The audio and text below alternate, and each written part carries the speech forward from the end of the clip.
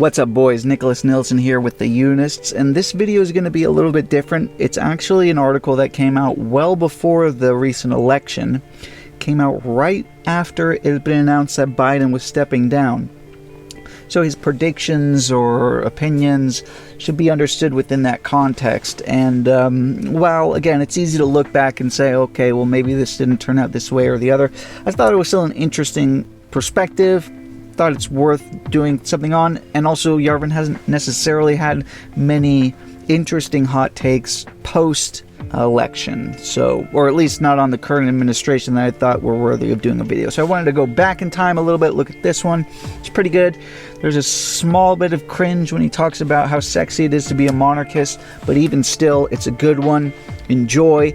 If you have any questions or comments, the discussion continues down below. But other than that, there's really not much else to say other than we will see you in the circle. More Reflections on the Kamala Koup by Curtis Yarvin, July 22nd, 2024. Eventually, Americans would find out that their country is just another country. Americans are still reeling a little bit from the reality that their democracy is a place where an aging leader is hustled out the door like this. Nancy made clear that they could do this the easy way or the hard way, said one Democrat familiar with private conversations, who was granted anonymity to speak candidly. She gave them 3 weeks of the easy way. It was about to be the hard way. The easy way or the hard way? Don't you keep getting this "am I in a movie" vibe? You are not in a movie. It's the opposite. You thought you were in a movie, but now it turns out you're not.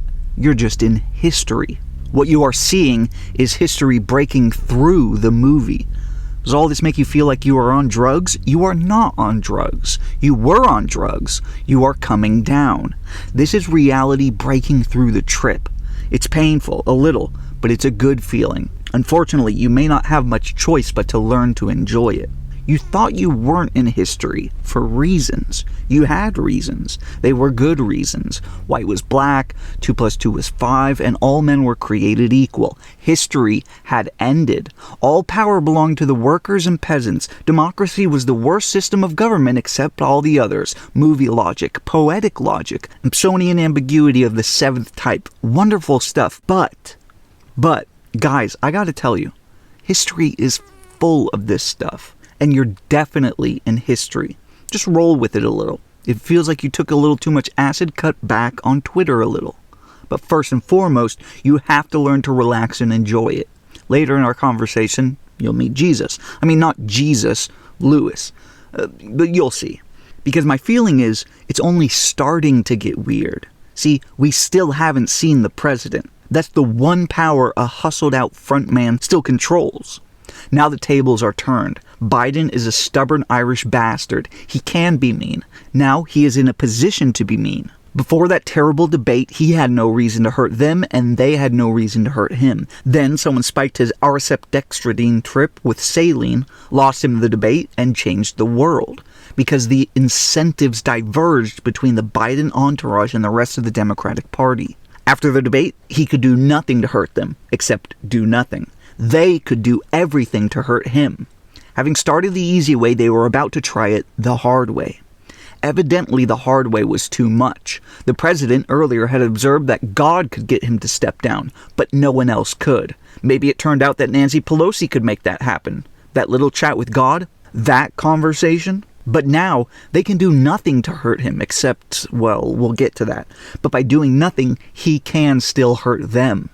President Biden has to not only surrender to the coup, but cooperate enthusiastically with it. Otherwise, things get weird. Things are already weird, but excuses time out. While I refuse to be drawn into the graphology debate on Biden's supposed signature, a priori, I would not expect the Joe Biden I see on TV to be able to sign his name at all. Sure, he has COVID. Okay, people get COVID. People get Parkinson's.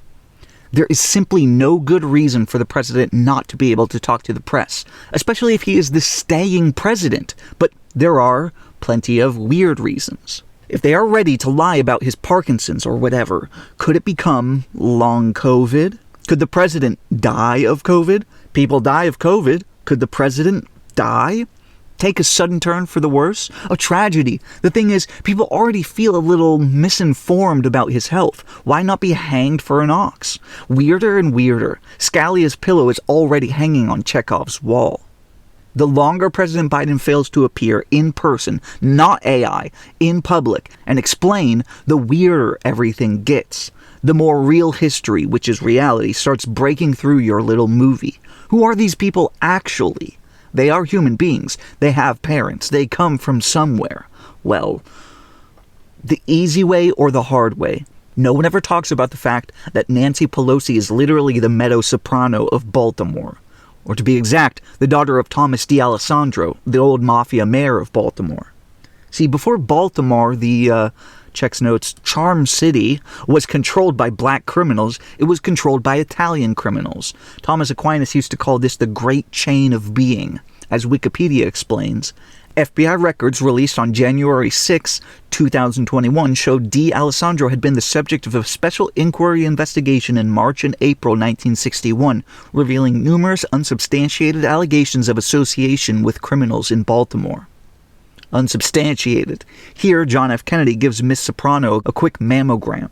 She seems unfazed. One suspects that growing up in the D'Alessandro household taught Nancy one or two things about doing things the easy way or the hard way. And when you get these late Soviet vibes, Americans, friends keep recommending Iannucci's Death of Stalin, but I will have to wait for AI to dub it into Russian with English subtitles. Don't be like, OMG, how bad is it? When did it start happening? Guys, it never started happening. It was always happening. Your wife was cheating before she met you. You were her second date that night. That magical night. Not out of 3, out of 4. When you write the new history of your marriage, it has to be a history in which this woman, this female person who you thought you really knew, who you really deeply truly loved for many, many years, was always a whore. Sorry, you don't have to do it. You can choose to keep living in the black and white movie. In good Alex Jones terms, what is happening is not that the system just started lying to you. What is happening is that the system for lying to you is suffering a system error. The longer the current weirdness continues, the more damage is done to the system's credibility. That was the thing about the late Soviet Union. The post-Soviet period was not just the result of imposing the Western legal system on the East. It was, but it was also the result of the late Soviet period in which security services and organized criminals were already becoming increasingly indistinguishable, portending the 21st century Russian siloviki state. And yet the late Soviet state still had to flap its lips about the workers and the peasants. The Biden entourage makes the Clinton entourage look clean. Just wait for the Harris entourage. It too will flap its lips. Here are the ugly stakes in the current Biden standoff. He has to cooperate or things get weird. Since he stepped down, they have no way to escalate except punishing him. How can they punish him? Well, they can prosecute his family. They can prosecute him. If the story isn't that he stepped down like a wise old statesman, a statesman who is certainly not too busy for one or two last fatherly chats with the American people, if not the straight-out campaigning for Kamala marathon the party would hope for, the story could be that he is bad? That would be seriously weird. At a certain point, it might be the least weird thing. I don't know. As Hunter's namesake put it, when the going get weird, the weird turn pro. Or is it getting weird? Again, maybe, in a way, it's getting less weird, historically. So much for geotemporal exceptionalism. Our time and place, it turns out, is just another time and place. As Carlyle predicted, eventually Americans would find out that their country is just another country. Their government is just another government. Their regime is just another regime. Look, when you have to hate the only system of government that actually works, this is what you get. Yes, democracy is pretty. When you want a pretty ideal whose reality can never be real, what you get is an ugly reality you were never supposed to see. But now you have to see it. Bummer, dude. Sorry about the whole Truman Show vibe. Americans, do you want to understand how government is supposed to work? After this latest charade, are you finally ready to admit that there are no secret magic beans in your beautiful old pieces of paper? That your history is just history? That your country is just another country? Can you hear this with your jimmies yet unrustled?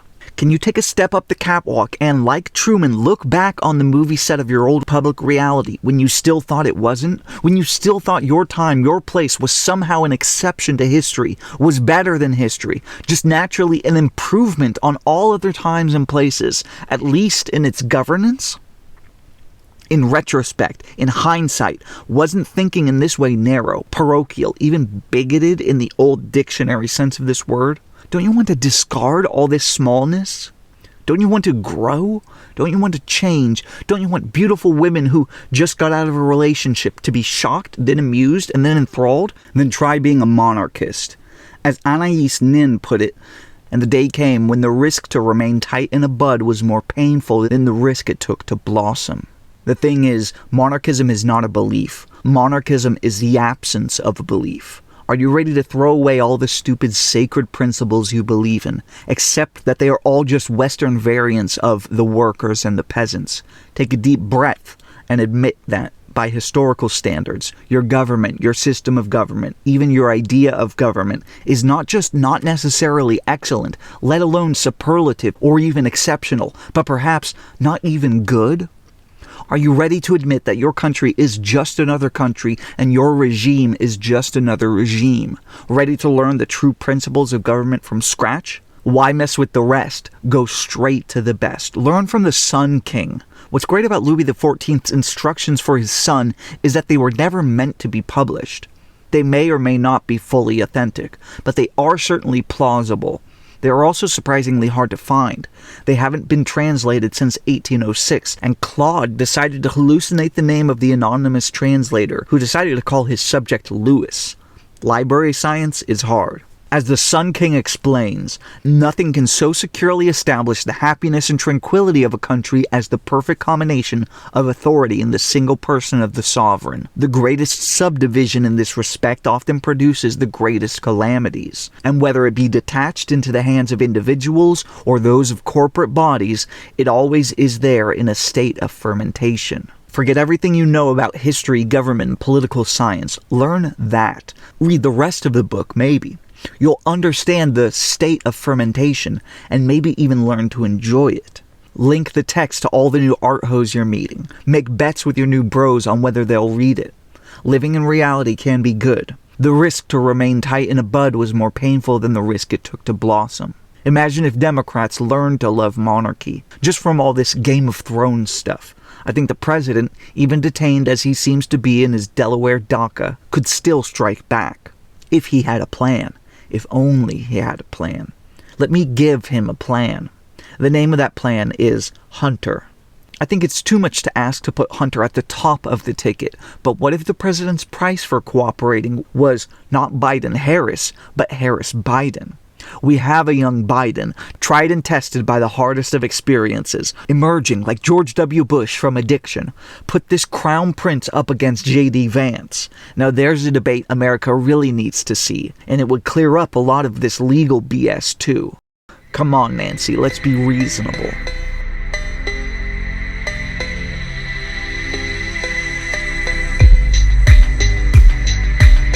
Subscribe to Gray Mirror by Curtis Yarvin, a portal to the next regime.